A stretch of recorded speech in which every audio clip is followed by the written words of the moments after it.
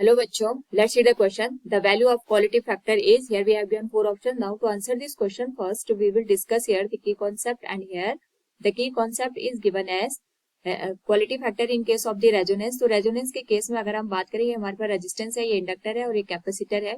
इस केस में यहाँ पे अगर हम इसको वोल्टेज अप्लाई करें तो रेजोनेंस की कंडीशन तब बनती है जब हम इंडक्टर और कैपेसिटर के अक्रॉस जो वोल्टेज ड्रॉप होता है इसको इक्वल कंसीडर करते हैं. ये एक्सएल की वैल्यू हमारे पास एक्सी के बराबर आ जाती है. इस केस में अगर हम इम्पिडेंस को कैलकुलेट करें, दैट इज गिवन है एक्सएल माइनस एक्सी का whole square plus R square. XL XC के बराबर हो जाता है तो जेड की वैल्यू हमें यहाँ पे आर के बराबर मिलती है.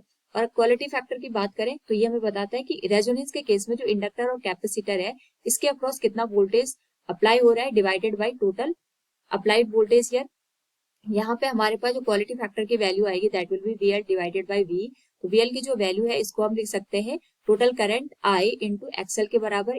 जो हमारे पास यहाँ पे इंडक्टेंस है इसके अक्रॉस कितना इंपिडेंस यहाँ पे जनरेट हो रहा है divided by I into Z. I से आई कैंसिल हो जाएगा, this will become XL by Z के बराबर.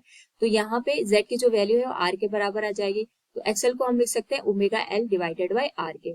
इसी एक्सप्रेशन को हम यहाँ पे वीसी डिवाइडेड बाय वी के टर्म में भी लिख सकते हैं, जिसकी वैल्यू आ जाएगी I into XC divided by I into Z. I से आई कैंसिल हो जाएगा, एक्सी को हम लिख सकते हैं 1 ओमेगा सी और जेड की वैल्यू आर की बराबर आ जाएगी. तो अगर हम यहाँ पे गिवन ऑप्शंस को देखें तो हमारे पास option A and B both are matching, so we can say यार A and B both will be the correct answer. Hope all you understood it. Thank you and best of luck.